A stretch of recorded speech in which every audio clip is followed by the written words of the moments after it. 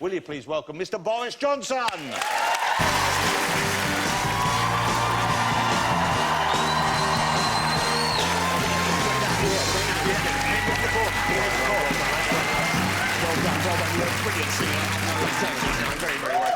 Good evening, everybody. Good evening. Good evening. Boris, lovely to have you here. Thank you so much for coming on. It's a joy. OK, let's start with this. I didn't know you had such an exotic name. Boris Johnson, we all know. The middle... Wow, the full name. Can I share this with everyone? Are you ready for this? You can. Alexander Boris de Pfeffel. De Pfeffel. It's my grandmother. What a great name. My grandmother. De Pfeffel. De Pfeffel. Is that how you... De Pfeffel? Am I saying it right? Yeah, I think so. Well, nobody... Well, no, we don't know exactly how it's meant to be pronounced. That's how my grandmother wanted it pronounced. Where is the Pfeffel? Where is the... Where, basically, she was basically French, though it turned out she was also German as well. And she sounds like a bit of a player. She came from one of those... Her family came from one of those areas that was contested between France and Germany. Like Alsace-Lorraine? That's the one. Wow. And so from Colmar, in fact. De Pfeffel. De Pfeffel. And so she might have been von Pfeffel. Well, don't make it harder. But anyway, there you go. Well, thanks for coming here. Ladies and gentlemen,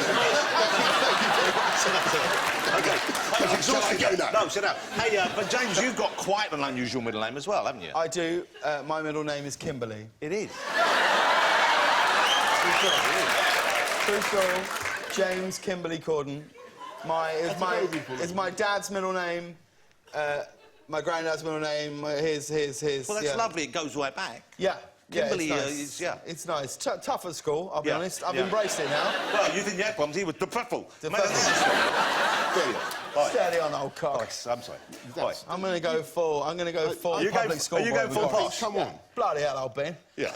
Knock it on. Out of bloody order, old boss. Out of order. Yeah. Knock it on there. That's right. Yeah, come on. Let's get back to the bloody thing in hand. Let's get in and sell some books. And with you.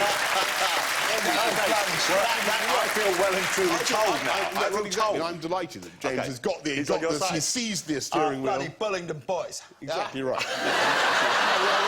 That's right. Boys. Yeah. Mr. Johnson, did you travel...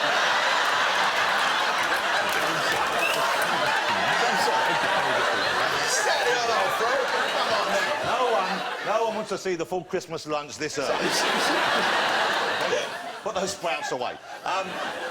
Boys, did you travel by bicycle to get here this evening? I came by bicycle. I love that you, even in the cold weather, you do the cycling. Why not? It's the quickest, it's most efficient, most beautiful way of... That is the most beautiful way of getting... Do you go by bicycle, Jim? Well, I have bought a bike. I don't go on these because I like to wear a helmet. So well, that's the thing. I've got a bike and I do that. Yeah. The thing is, it's a very good point. They tried making the helmets mandatory in Australia, and people just stopped doing it. They stopped taking the bike. So I think the health benefits of encouraging cycling outweigh, in my view, the risk, and that actually the medical evidence is mixed on this. So it's mixed on what? Helmets? It's mixed on it. No, it's not. No way. I tell you, you can do whatever you want. You go and get a watermelon. I'll get a watermelon. I'll put mine in a helmet. I know. You drop yours on the road. I'll drop mine on the road and see which one looks better. Sure. That's not true. It just isn't true. It's better to wear a helmet. I promise you, and I don't want to have an argument about this, but no. If you look at the tragically, when you look at the people who have accidents in London, very, and we obviously have a small number of fatalities and quite a large number of minor accidents. Most of them have nothing to do with the head, and the fatalities almost never. So, I hesitate to say this because I know that people care very passionately about this issue, and I'll probably be absolutely murdered for this for saying this tomorrow. But the reality is, we are not going to make wearing helmets on the hire bikes mandatory. Because it would discourage cycling, and I want to encourage cycling. And cycling has actually gone up massively. In fact, I think we've now got 580,000 people cycling every day in London. On the bikes that Ken Livingstone put in. No, he did not. No, he did not. He had no plan. He had no... Absolutely. He had no plan, and he had no budget. I thought he did. I'm sorry. I apologise. Nonsense. I thought he was Ken. I thought it was ring 10. It's complete nonsense. It's complete nonsense. He had no plan, he had no budget, he had no sponsorship. You know, who is he going to get to pay for it? I don't know. What's he going to get to pay for The it? RMT, you know, absolutely not. It was our idea. But there was a crossover, wasn't there? No, there was nothing. I thought there was. You miserable lefty. But you relentlessly sticking to the script. It's not. But you invented the beef eaters, though, didn't you? You're taking credit for them, definitely, and the fact that the Thames meanders through London. When people come up to you and they see you out and about, and you're out there, I know you're out there, so I think you're very accessible. I think you are a singularly popular politician. I think it's very unusual that someone in politics is actually liked. And I think, am I right in saying this? It's a wasting asset. It's a wasting asset. I know. Maybe it's a backhanded compliment. I know that. Exactly. But I think one of the reasons why, if I may be so bold, is the fact that you do seem to speak fairly honestly compared to many people in politics. I've told you what I think about cycle helmets, and that didn't go down at all well. No. It's true, but it has the additional. It has the only merit of being true. People like to hear that. And this is my question for you here: is do you think that we are in an age now where politics, and there must be some politicians who are people of conviction and who get into politics, you know, it's easy for us to judge them, but it's not necessarily a particularly hospitable working environment, I imagine. And some of them get it, you know, for conviction, but they hold back from talking honestly and openly for fear of what will be said on Twitter and what will be picked up in the newspapers. And that is having a very sterilising and pasteurising effect on politics, because everybody is terrified of the Twitstorm that will happen, and if you say something out of line. So actually, we had this huge discussion. In fact, you were party to it, part of it. You actually mentioned earlier on. Nobody on my team wanted me to come on because they never know what I'm going to say. But let's not gloss over that. Not one person on Boris's team thought this was a good idea, him coming on the show, and he came on anyway. Don't you admire freedom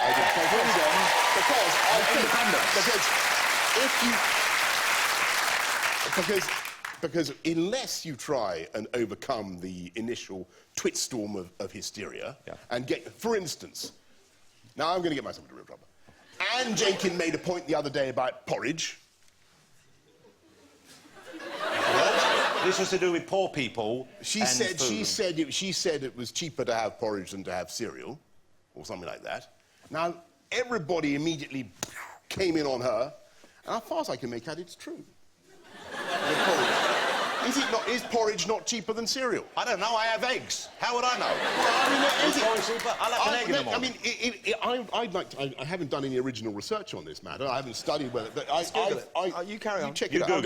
You Google it. I think she said that porridge is cheaper. Do a comparison thing. Do Aldi and Morrison's. All right. She said. Anyway, so the point I'm trying to make is, unless you're prepared to say things which may be difficult, you won't get your message across. And what's happening now is that everybody is getting totally fed up. OK, so let's have a... Well, then, in what other way can we gauge this? Well, no. That's good. I can tell you... I'll go with it. For each... It's all right. This is the modern Tory party, folks, isn't it? I know. I told you. Hang on. Come on, old fruit, we've all done it. No, Speak for yourself, Corden. For each... I love that. Corden, Johnson, Bullingdon, bugger, yeah. No, for each 100 grams of everyday essential porridge oats, the price is 7.5 pence. OK. Which is considerably cheaper than But I suspect the controversy wasn't based merely on the price point. I think it was more that it seemed dismissive and elitist that someone would say, if the poor did this instead of that, when it's a situation in which they have next to no actual experience. Yeah, that's an outrageous thing to say. That's the problem, I think. OK. That's the problem. That I can say. On the other hand, beneath beneath that, yes, that you know, I agree with you on the board. There was a truth. Yeah, there was a truth. There was a truth, and also people are waiting for an opportunity to barge in. Context is the point. It's context. Right. Let us talk about the book, which is sort of the reason you're on here. And I'm a history fan. I studied history at London University. I like reading history pleasure, and I've been enjoying this very much. The book is Boris Johnson, The Churchill Factor. Why did you want to do a book about him? Because there are quite a few already, of course. There are, and the reason is very simple. It's because I think that he is genuinely in danger of not being forgotten. Obviously, nobody's going to forget him, but imperfectly remembered. People don't know how he helped to start the welfare state in the early part of the 20th century. They've forgotten what he did to invent the tank. They've forgotten how he helped to start the state of Israel, modern Ireland. He basically wrote the map of the entire Middle East.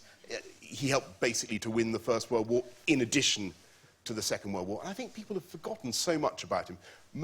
They did a study the other day that said most kids in Britain actually think Churchill is the dog in the insurance advertisement. And you know, that is tragic. That yes, I agree. This guy who was absolutely colossal in. Well, I didn't realise until I was reading the book, and I thought I knew a bit of him. I didn't realise how crucial he was to us actually carrying on the fight against Hitler. Yeah, and of course, having taken that decision to fight on, within a year, 30,000 British men, women, and children were dead, and you cannot imagine any modern politician having the guts to do that. And so in that book, I wanted to explain how he came to be the guy who was capable of taking that decision, what made him the man he was. You know, the thing about him being this sort of figurehead of the Tories, of course, for a long while, he wasn't a member of the Tory party, of course. He jumped ship. No, yeah, but Churchill left, would you believe it? He left for the Liberal Party because he was a progressive.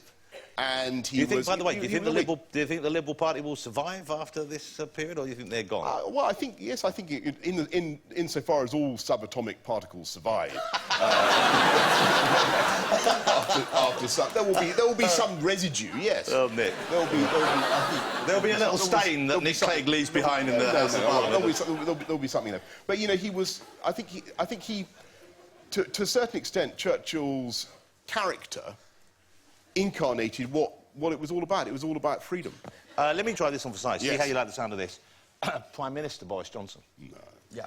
How do you like the sound of that? Yeah, you must like the sound of it. Don't say no, you must like it. Everyone likes the sound of it. Well, you must want to be Prime Minister, no? Yeah, and also... Why would you get into it if not to? Yeah, exactly. Why would you get into politics hoping to make a difference if... And there's a chance you can get the top job, which there is a very real chance, and you know this, no need to be disingenuous, you know there's a very good chance that you're going to win that election, I've got another 18 months or something like that to be Mayor of London. Yeah. And I'm going to do my After that, damnedest to discharge all the things I said I was going to do. Of course, and that's not in doubt. There's an awful lot still to be done. Lovely. And when that's done, OK, and then you're just in the house with David Cameron, and he's already said you're part of his dream team or something. Well, OK, right. Well, let's look at all that.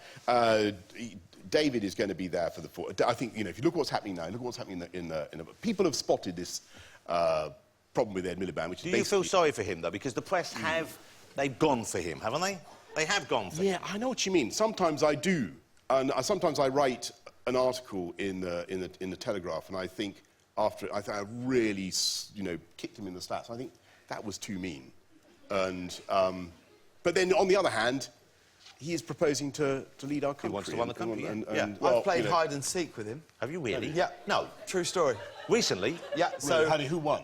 Well, because his mum lives very close to our house, and I was with Max in this little square where there's swings and a slide and things, and Max went running off to play with these two boys, and he said to me, Daddy, we're playing hide and seek. And there was the dad of these two boys, like this, going 1, 2, 3. So I went, oh, OK. So I went and sat on the bench and was going 5, 6, 7, 8, 9, 10. Ready or not, I'm calm. Oh, hello, all right.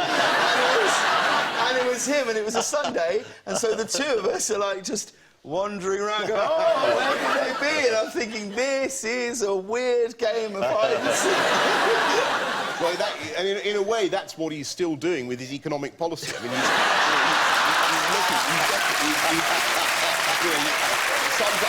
He's searching for it everywhere, and it's just proving a bit elusive at the moment. But we're waiting. OK. Boris, it's been a great pleasure having you here. Thank you very much. Am I released from my obligation? Let me just check. Come on, stick around, old fruit. Who do we get? Bloody... Come on. Well,